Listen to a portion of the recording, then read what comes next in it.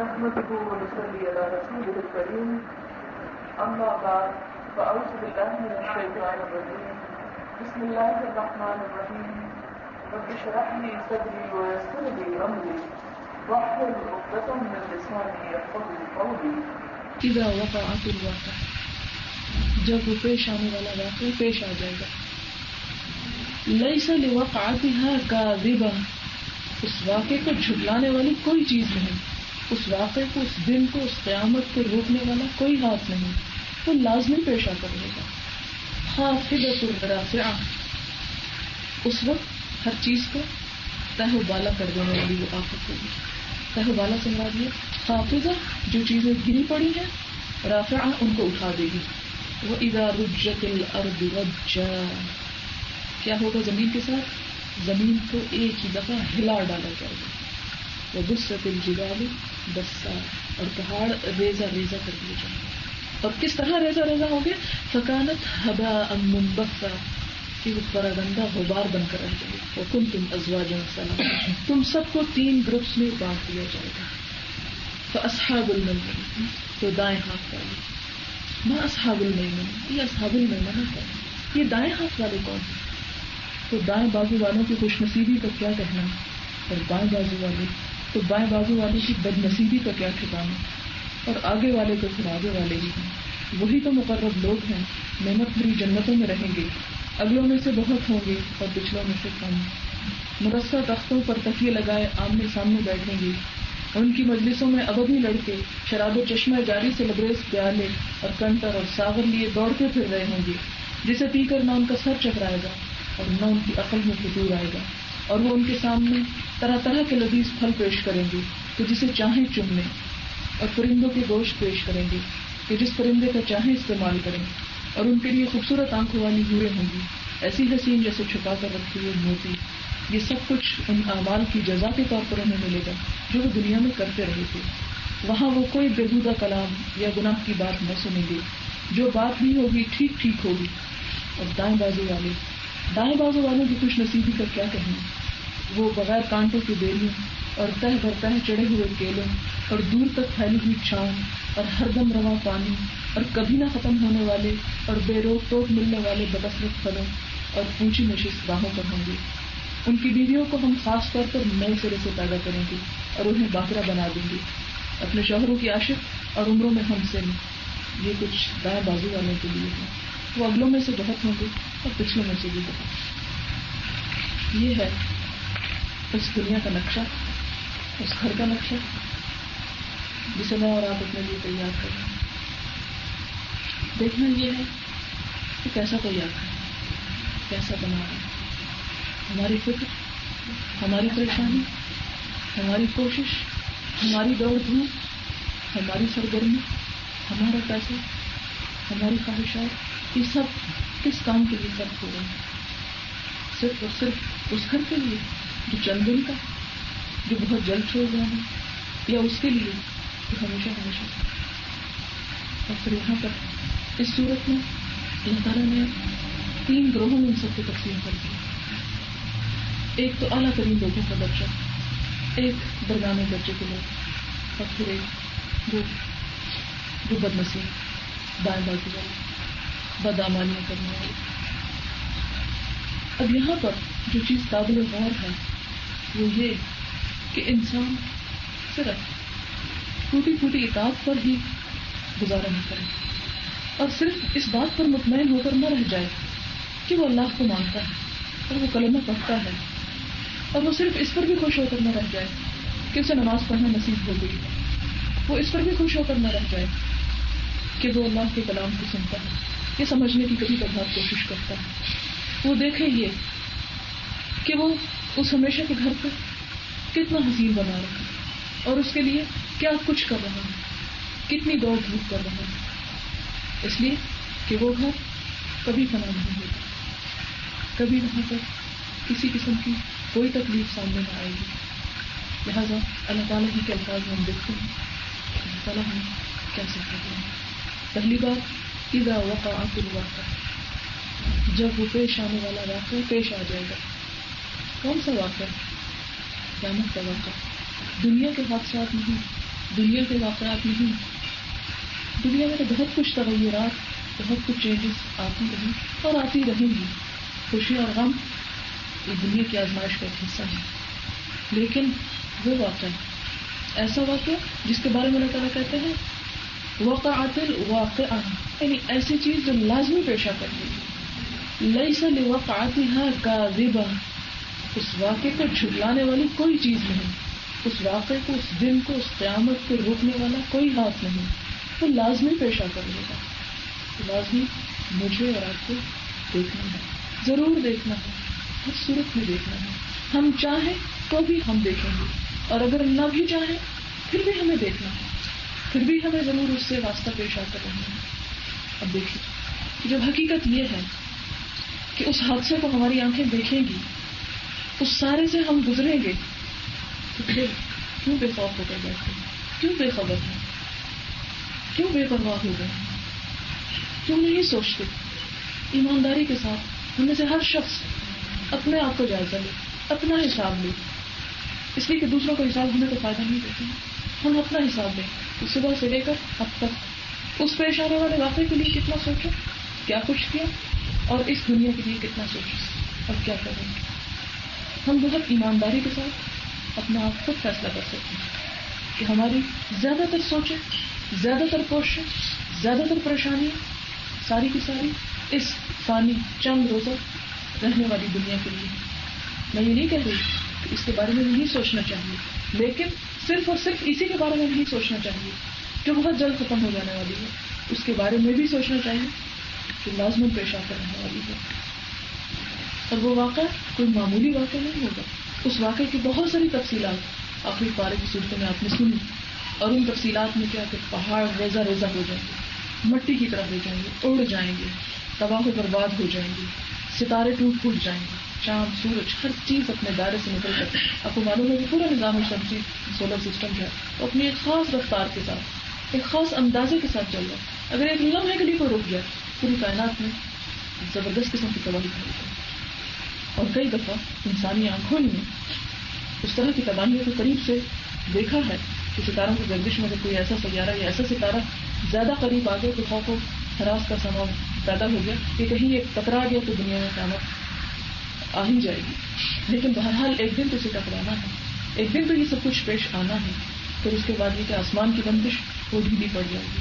پھر بار بار آتا کہ اگر سما انشقت، آسمان پھٹ جائے گا، ٹکڑے ٹکڑے ہو جائے گا، زمین پھٹ جائے گی، اور سمندروں کا پانی ان دراڑوں کے اندر پڑ کے زمین کے اندر انتہائی گرم قسم کا لاوا، وہ لاوا جب اس پانی کے ساتھ ٹکرائے گا، آپ کو معلوم ہے کہ پانی دو گیسز سے بنتے ہیں، آکسیجن اور ہائیڈروجن، اور جب ان کو ملایا جاتا ہے دونوں گیسز کو تو ایک زبردست قسم کا دھماکہ پیدا ہوتا ہے. اسی طرح جب ان کا پھر انالیسس ہوگا، ان کو جب پھر شدت کی توانائی پھر توڑے گی تو اس کے توڑنے سے پھر عجیب و غریب زبردست قسم کے دھماکے پیدا ہوگا. اور پھر جیسا کہ آپ نے سورۃ الحاقہ میں سنا وَحُمِلَتِ الْأَرْضُ وَالْجِبَالُ فَدُكَّتَا دَكَّةً وَاحِدَةً، کہ زمین اور پہاڑوں کو اٹھا کے ایک ہی چوٹ میں ریزہ ریزہ کر دیا جائے. اور پھر وَإِذَا الْأَرْضُ مُدَّتْ، اور جو زمین پھیلا دی جائے گی. اور جس کے بارے میں حضور صلی اللہ علیہ وسلم نے بالکل جیسے ایک دسترخوان بچھایا جاتا اور اس میں کوئی سلوٹ نہیں ہوتی، اسی طرح زمین کو بالکل برابر ہموار کر کے بچھا دیا جائے گا. اور اس واقعے کے بعد، اس سب نظارے کے بعد ہوگا کیا؟ خافضۃ رافعہ، اس وقت ہر چیز کو تہ و بالا کر دینے والی وہ آفت ہوگی. تہ و بالا سے مراد یہ خافضہ جو چیزیں گری پڑی ہیں، رافعہ ان کو اٹھا دے گی. یعنی وہ انسان، وہ لوگ جو دنیا میں مظلوم ہیں، وہ لوگ جنہیں دنیا میں کمتر سمجھا جاتا ہے، جنہیں دنیا میں کمزور سمجھ کر ان کے حقوق انہیں نہیں دیے جاتے، خواہ وہ عورتیں ہی کیوں نہ ہوں، خواہ وہ لڑکیاں ہی کیوں نہ ہوں، خواہ وہ مزدور کا طبقہ ہی کیوں نہ، کوئی بھی طبقہ جو پسا ہوا ہے، جو دنیا کی نظروں میں گرا ہوا ہے، اللہ تعالیٰ قیامت کے دن انہیں اٹھائے گا اور انہیں اٹھا کے ان کے حقوق انہیں دے گا. ان مظلوموں سے پوچھا جائے گا کہ تم پر ظلم کس لیے کیا گیا. اور جیسا کہ وہ کہتا ہے وَإِذَا الْمَوْءُودَةُ سُئِلَتْ، جب زندہ گاڑی ہوئی لڑکی پوچھی جائے گی بِأَيِّ ذَنبٍ قُتِلَتْ، تو اسے کس گناہ میں قتل کر دیا گیا، اسے کس گناہ میں دنیا سے رخصت کر دیا گیا. تو یہاں پر بھی یہ کہ جو چیزیں گری پڑی ہوں گی انہیں یہ اٹھا دے گی. پھر دوسرا مطلب یہ بھی ہے کہ ہر چیز کو الٹ پلٹ کر کے رکھ دے گی، کوئی چیز اپنی صحیح حالت میں باقی نہیں رہے گی. اب وہ معلوم ہے تھوڑا سا زلزلہ جب ہے اس سے کیا عالم ہوتا ہے. کس طرح تباہی پھیلتی ہے. ہر سال ہر مہینے کہیں نہ کہیں ایسے حادثات پیش آتے ہیں. اور یہ دراصل کیوں آتے ہیں؟ اللہ غالب نہیں ہے. دراصل ہم ہی جیسے لوگوں کو جگانے کے لیے. ہم سوئے ہوئے ہیں, ہمارے دل مردہ ہو چکے ہیں. اور جو اقبال نے کہا تھا نا کہ دل مردہ دل نہیں ہے, اسے زندہ کر دوبارہ. کیونکہ جب تک ہمارا دل مردہ ہے, یہ محسوس نہیں کرتا, حقیقت کو حقیقت نہیں سمجھتا, اس وقت تک ہماری بیماریوں کا علاج ہو ہی نہیں سکتا, ہماری روحانی بیماریوں کا. تو کون سی سب سے بڑی بیماری؟ کہ اللہ کی عظمت کو سمجھتے ہیں پھر اسے چیلنج کرتے ہیں, پھر اس کی اطاعت نہیں کرتے. لہٰذا اقبال اس کا علاج کیا بتاتا ہے کہ دل مردہ دل نہیں ہے, اسے زندہ کر دوبارہ. کہ یہی ہے امتوں کے مرد کہن کا چار, کہ امتوں کو جو بیماریاں لگی جاتی. آپ کو معلوم ہے کہ آپ نے پہلا پارا پڑھا ہوگا کہ یہودیوں کے اندر کیا بیماری ہے, کیا کچھ وہ کیا کرتے تھے, اور قوموں کے اندر کیا. آج سمود قرآن کا کتنی بے شمار قوموں کے واقعات بتاتے ہیں. ان سب پر عذاب کیوں آئے, ان سب پر ذلت کیوں برسی, اس کی وجہ کیا ہے؟ اس لیے کہ ان کے دل مردہ ہو چکے ہیں. اور جب دل مردہ ہو جاتا ہے انسان کا, دل کے اندر احساس نہیں رہتا, دل کے اندر تڑپ پیدا نہیں ہوتی, دل کسی چیز کی حقیقت کو محسوس نہیں کرتا, تو جو کچھ بھی ہو جائے ہوتا چلا جائے. انسان اپنے عمل میں کوئی تبدیلی پیدا نہیں کرتا.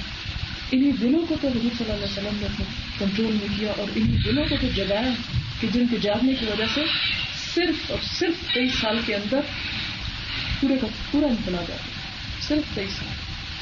اس لیے جب تک دل زندہ نہیں ہوتے اس وقت تک ہماری زندگی نہیں بدل سکتی, ہم اللہ کی اطاعت نہیں کر سکتے. اس کے بعد وَإِذَا رُجَّتِ الْأَرْضُ رَجًّا, اللہ کا کلام ہے, اللہ کی بات ہے, سب سے سچی بات. کیا ہوگا زمین کے ساتھ؟ زمین کو ایک ہی دفعہ ہلا ڈالا جائے گا.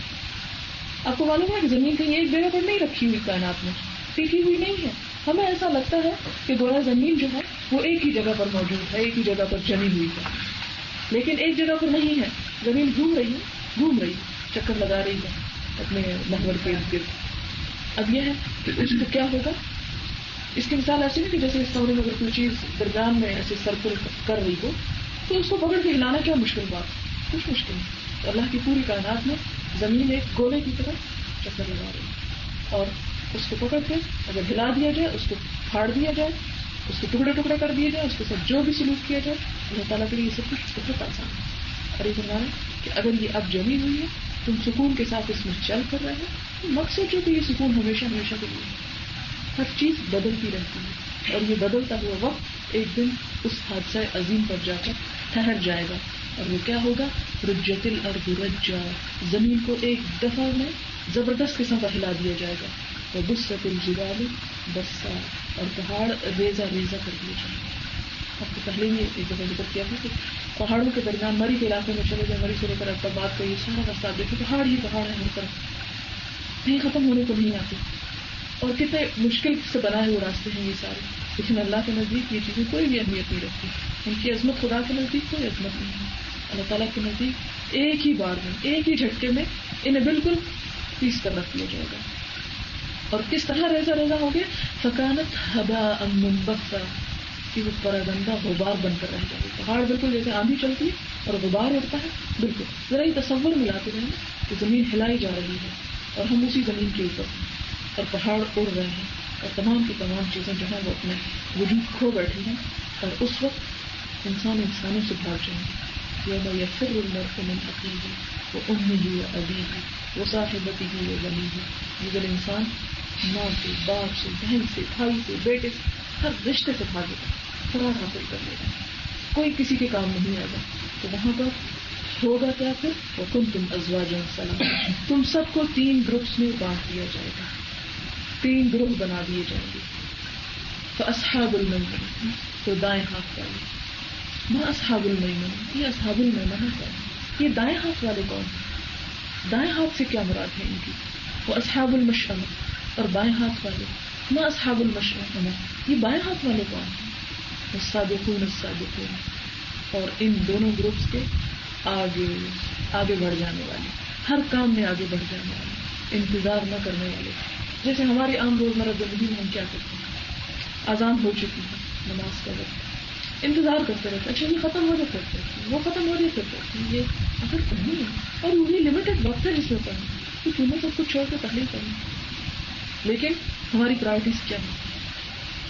کیا ہم سابقون ہیں، آگے بڑھ جانے والے ہیں؟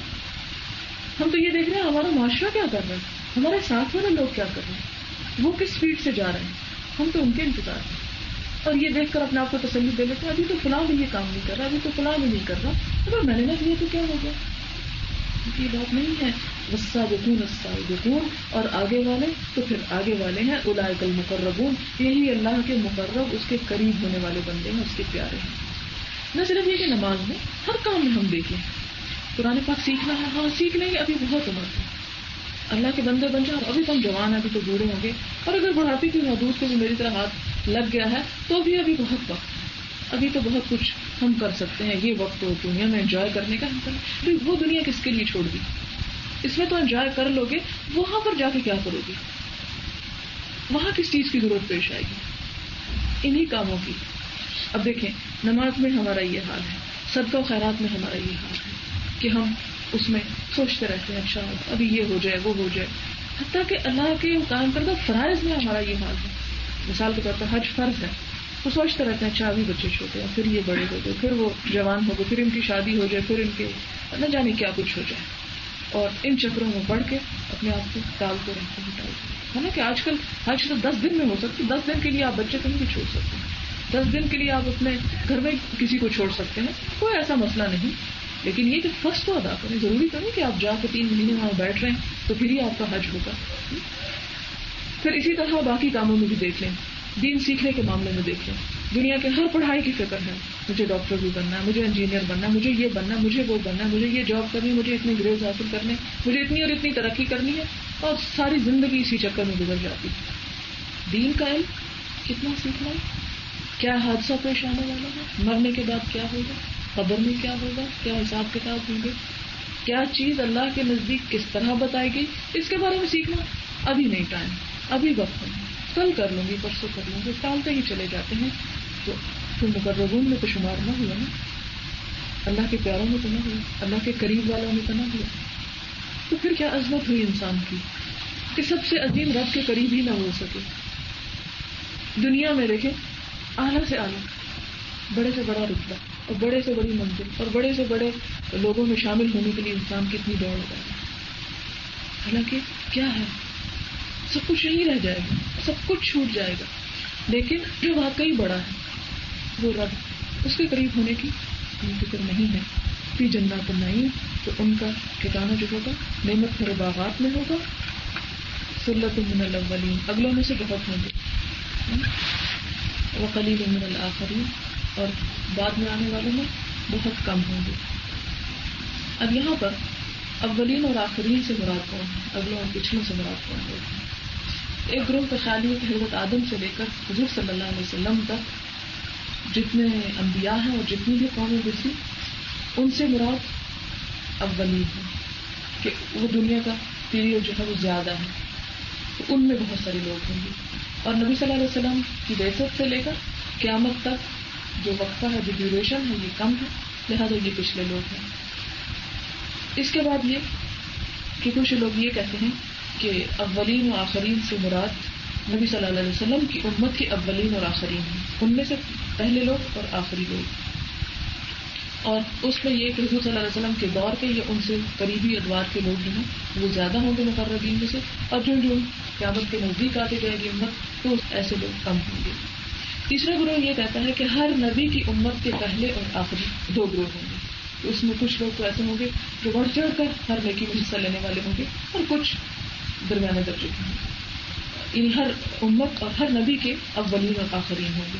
اس میں جس طرح بھی آپ دیکھیں، جس مناسبت سے بھی ہمیں کوشش یہ کرنی چاہیے کہ ہم ان لوگوں میں شامل ہوں، اور اللہ ہمیں ان لوگوں میں شامل کر لے جو اس کے قریب ہونے والے ہیں اور جو اس کے ساتھ آگے بڑھ جانے والے ہیں. وقلیل من الآخرین علی سرر موضونہ، ایسے لوگ کیا ہوں گے، وہ مرصع تختوں پر. مرصع سے مراد یہ کہ ایسے تخت، ایسی سیٹس جن کے اوپر ہیرے جواہرات لگے ہوں گے، بہت چمکتے ہوئے بہت خوبصورت قسم کے مکان پر وہ بیٹھیں گے.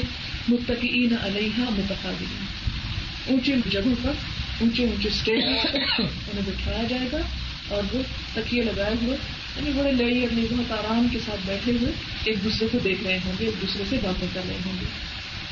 یطوف علیہم ولدان مخلدون, اپنی کسی ضرورت کے لیے انہیں خود اس کو نہیں جانا پڑے گا, ان کی خدمت کے لیے ایسے لڑکے جو ہمیشہ لڑکے رہیں گے, بوڑھے نہیں ہوں گے, وہ مقرر کیے جائیں گے جو انہیں ہر طرف سے سرو کر رہے ہوں گے. ان لڑکوں کے ساتھ بھی کیا ہوں گے, پیارے ہوں گے. وہ اباری یعنی وہ جس سے سرامیاں وغیرہ یہ جس سے بھی شراب ڈالی جاتی ہے وہ کأس من معین, اور چشمہ جاری سے لبریز پیالے. کأس کہتے ہیں کپ کو, یا جس میں شراب ڈالی جاتی ہے, خوبصورت سامان ہے, ساغر شراب. لا یصدعون عنہا, اس شراب کو پی کر ان کا سر نہیں چکا جائے گا. ولا ینزفون, اور نہ ان کی عقل میں فطور آئے گا. یعنی شراب انہیں دی جائے گی لیکن اسے پی کر جس طرح دنیا کی شراب بدمزہ ہوتی ہے, کڑوی ہوتی ہے, وہ منہ میں ڈالو تو وہاں ذائقہ بدمزہ ہوتا ہے, وہ میدے میں چلی جائے تو اس کو نقصان دیتی ہے, انسان کا ڈائجسٹو سسٹم تباہ کر ڈالتی ہے اگر اس کا زیادہ استعمال کیا جائے. اور پھر اس کے بعد یہ کہ عقل جو اس کے نتیجے میں خراب ہوتی ہے اور انسان اپنے آہستہ آہستہ ساری انرجیز جو ہے اس کی کم ہوتی چلی جاتی, اور بھی بے شمار جو نقصان ہے. ایسا کوئی اثر جنت کی شراب کا نہیں ہوگا. وفاکہۃ مما یتخیرون, اور وہ پھل جو وہ خود اختیار کریں گے, خود چنیں گے. سلیکٹڈ قسم کے فروٹس ان کے لیے ہوں گے, صرف پھل نہیں ہوں گے بلکہ سلیکٹڈ قسم کے ہوں گے, بہت چنے ہوئے اور ان کے اپنی پسند کے مطابق بہترین قسم کے. ولحم طیر, اور پرندے مما یشتہون, جو وہ چاہیں گے, جس کی وہ خواہش کریں گے. اب دیکھیں کہ جتنا چھوٹا پرندہ ہوتا ہے اس کا گوشت اتنا ہی لذیذ ہوتا ہے. اللہ تعالیٰ بھی انسان کی ان خواہشات کا وہاں پر احترام کریں گے. اب یہ خواہشات کا احترام کیوں کیا جائے گا؟ اس لیے کہ یہ مقربین جو تھے یہ دنیا میں اللہ کی رضا کا, اللہ کے احکامات کا بہت لحاظ اور بہت پاس رکھتے تھے. انہیں دنیا میں ہر چیز سے پیاری اللہ کی رضا تھی, ہر چیز سے بڑھ کر خدا کی رضا انہیں عزیز تھی. لہذا اللہ تعالیٰ بھی ان کا اسی طرح استقبال کریں گے, اسی طرح ان کا احترام کریں گے.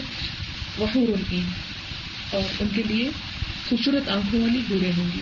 کامثال اللؤلؤ المکنون, اور وہ کس طرح ہوں گے جیسے چھپا کر رکھے ہوئے ہوتے. اب یہاں پر بھی آپ دیکھیں کہ جنت کی عورتوں کی صفت بھی چھپایا جانا. لہذا چھپ کر رہنا عورت کے لیے باعث حسن ہے, اور جنت میں جانے والی عورتوں کی بھی پہچان یہی ہوگی.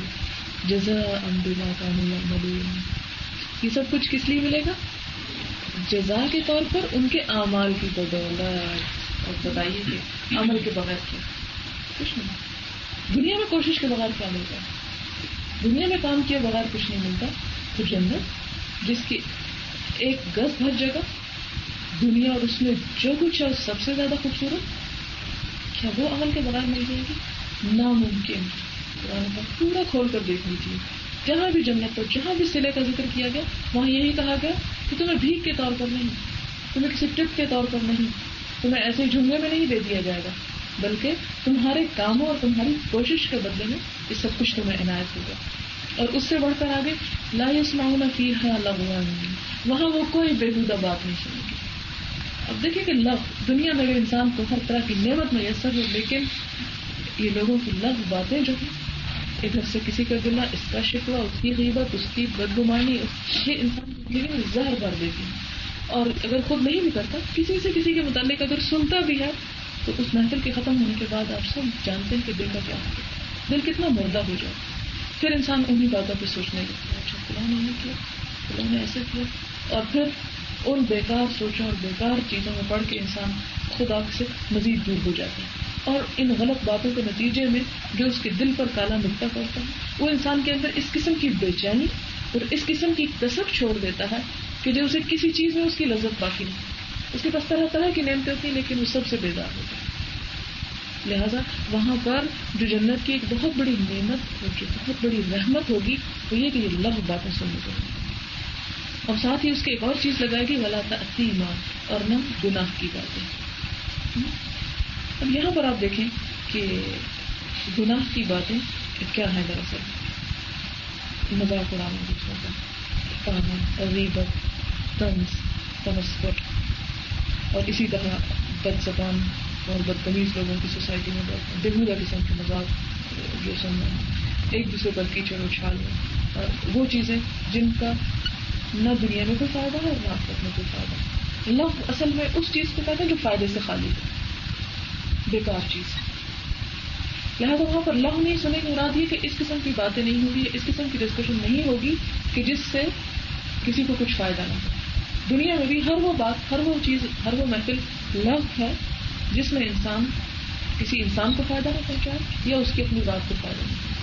ایسے بیکار میں خواہ کی باتیں جو ہم ڈسکس کرنا، یہ دراصل لغو ہے اور پریشانی کا باعث ہوتا ہے، دلوں کو مردہ کرنے کا باعث ہوتا ہے۔ الا قیلا سلاما سلاما، وہاں پر سلام کی پکار ہوگی اور ایک دوسرے کو اچھے لفظوں میں یاد کریں گے، ایک دوسرے کے ساتھ خوش اخلاقی سے پیش آئیں گے۔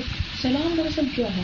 جب انسان کہتا ہے السلام علیکم، تو وہ دراصل ایک اعلان ہوتا ہے کہ میری طرف سے تم امن میں رہو، سلامت رہو، میری ذات سے، میری زبان سے، میرے ہاتھ سے کسی بھی طرح سے تمہیں کوئی تکلیف نہیں۔ اور دراصل اس بات کا اظہار ہوتا ہے کہ میرے دل میں تمہارے لیے محبت ہے، تمہارے لیے جذبات ہے، تمہارے لیے قدردانی ہے۔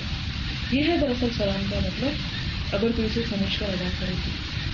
یعنی اس میں سلام، پیس، اطمینان، سکون، امن، ہر بےچینی اور ہر پریشانی سے نجات۔ تو یہ دراصل وہاں کا ماحول ہوگا جس میں انسان کو آرام ہی آرام اور سکون ہی سکون میسر ہوگا۔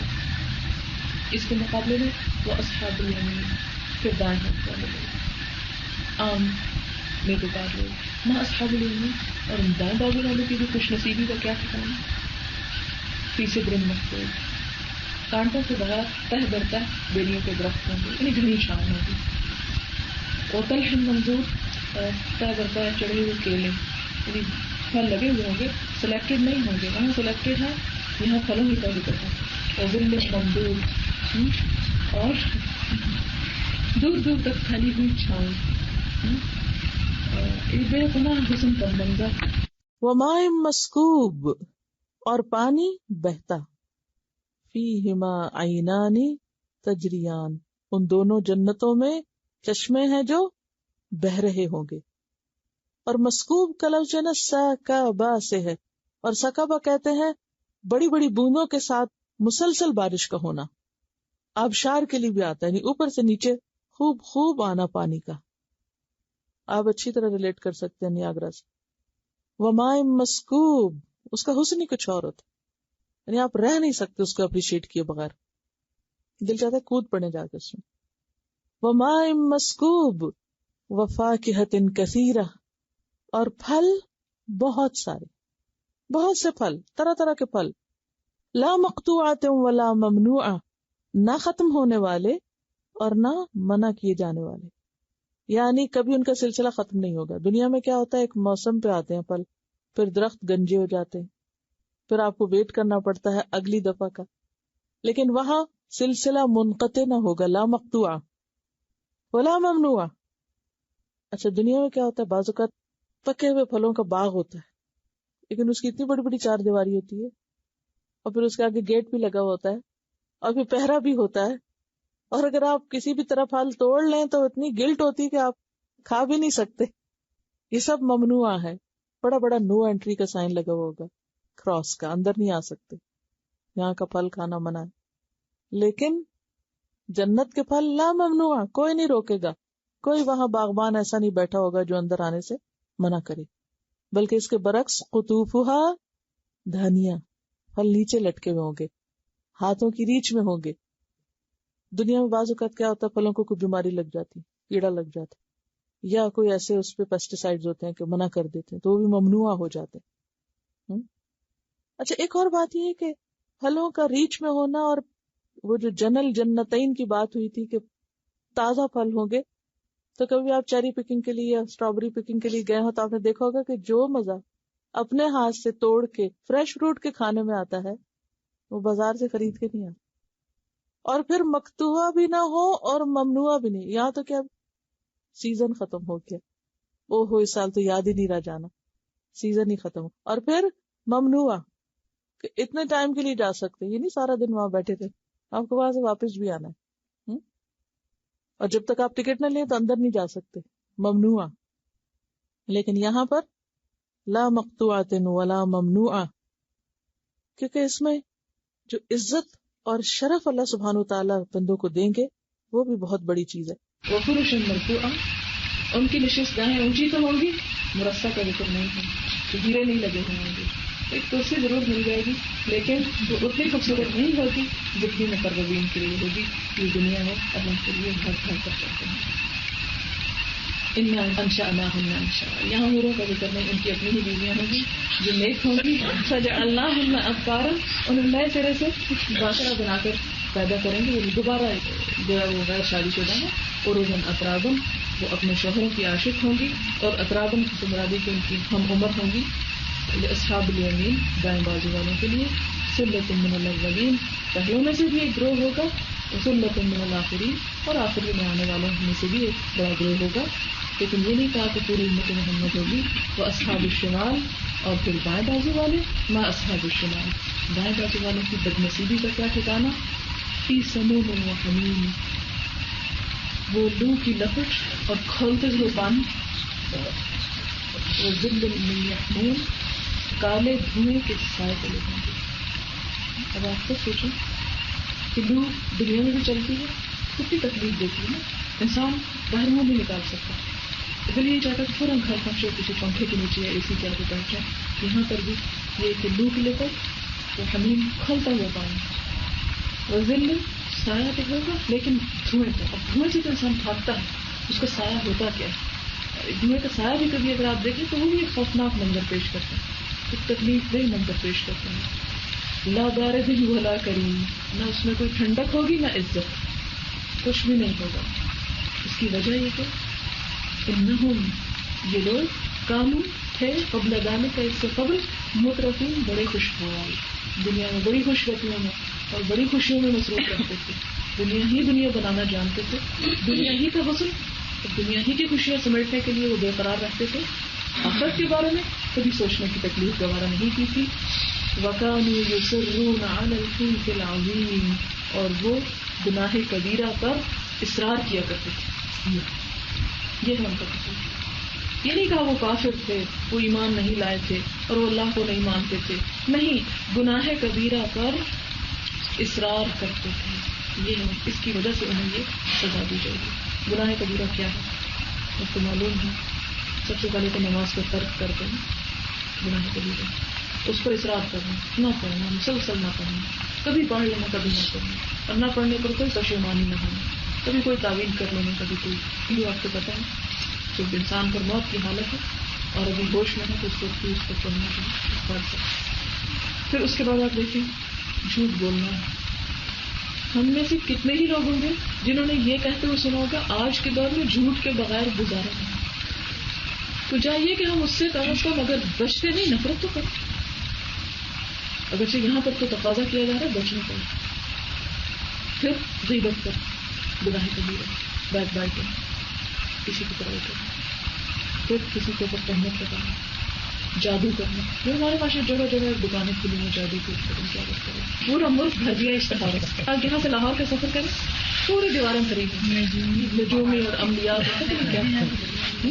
یعنی کہیں آپ نکل گئے، حالانکہ کیا ہے، کسی پر بھی جادو کرنا جو ہے کبیرہ گناہ ہے. اور وہ اس پر اصرار کرتے رہتے ہیں. وہ نہیں سمجھتے کہ یہ کبیرہ گناہ ساس بہو کے خلاف اور بہو ساس کے خلاف، کوئی کسی کے مسلسل یہ چکر ہمارے معاشرے میں چلے ہوئے ہیں.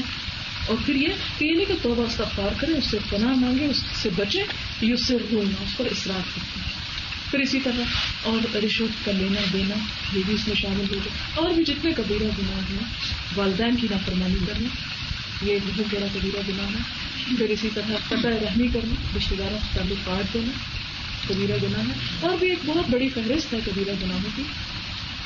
وَكَانُوا يَقُولُونَ، اور وہ کہا کرتے تھے، انہیں کے محفلوں میں کہتے تھے، کسی کو کہتے تھے، خود ان کے ذہن میں ہوتا تھا، اِذَا مِتْنَا، کیا بلا جب ہم مر جائیں گے، وَكُنَّا تُرَابًا وَعِظَامًا، مٹی اور ہڈیاں بن جائیں گے، أَإِنَّا لَمَبْعُوثُونَ، تو پھر ہمیں اٹھایا جائے گا. یعنی اس بارے میں وہ شک میں تھے کہ اٹھا کے ہمیں کھڑا کیا جائے گا، ہمارا حساب کتاب ہوگا. اب آباؤنا الاولین، کیا بھلا وہ ہمارے پہلے باپ دادا بھی اٹھائے جائیں گے. قل، انہیں بتا دو، ان الاولین والآخرین، پہلے کیا اور پچھلے کیا، لمجموعون، سب کو ایک جگہ جمع کیا جائے گا، الی میقات یوم معلوم، اس معلوم دن اس ایک مقرر شدہ دن میں سب کے. ثم انکم ایھا الضالون المکذبون، پھر تم اے گمراہ لوگو، اے بھٹکے ہوئے لوگو جو چھٹلاتے بھی ہو، لآکلون کھاؤ گے من شجر من زقوم، زقوم کے درخت کا پھل، زقوم کے درخت کو کھاؤ گے. فمالئون منہ البطون، اتنی شدت کی بھوک ہوگی کہ وہ کڑوا ترین کانٹوں سے بھرا ہوا درخت اس سے بھی پیٹ بھر لو. اگرچہ منہ زخمی ہو جائے، اگرچہ سارا جسم اندر سے چھل جائے، لیکن بھوک کیسے مٹے. فشاربون علیہ من الحمیم، پھر اوپر پینے کو کیا، کھولتا ہوا پانی پی جائے گا، اس لیے کہ پیاس تو اس شدت کی گرمی میں لگتی ہی چلی جائے گی. فشاربون شرب الہیم، پھر ہمارے صرف یہ نہیں کہ پی لو گے یا چسکیاں اس کی بھر لو گے، اونٹ کی طرف پیو گے. آپ نے شاید کبھی منظر نہ دیکھا، یہ تو دیکھو اگر چھوٹے چھوٹے جانور گدھا یا بھینس وغیرہ کتنی تیزی سے پیتے، انسان حیران ہوتا ہے کہ منٹ میں. گھوڑے پہ تو دیکھا ہوگا کم از کم کہ منٹ سے پہلے بالٹی ختم کر دیتا ہے. تو گھوڑے سے بھی بڑا ہے اونٹ. تو فرمایا کہ صرف اتنا نہیں کہ وہ پی لیں گے ابلتا ہوا پانی، بلکہ اس طرح تیزی سے پیئیں گے جس طرح اونٹ پانی پیتا ہے. ھذا نزلھم، یہ ان کی مہمانداری ہوگی. دیکھیں اللہ تعالیٰ کیسے مذاق اڑاتا ہے ان کا، ان لوگوں کو جو دنیا میں اللہ کے دین کا مذاق اڑائے ہوئے ہیں. یوم الدین، قیامت کے دن، بدلے کے دن ان کی یہ مہمانداری کی جائے گی. نحن خلقناکم، ہم نے تمہیں پیدا کیا. فلولا تصدقون، تم تصدیق کیوں نہیں کرتی، تم اس کو سچا کیوں نہیں سمجھتے، تم اس کی اطاعت کیوں نہیں کرتے. وآخر دعوانا ان الحمد للہ رب العالمین. والسلام علیکم ورحمۃ اللہ وبرکاتہ.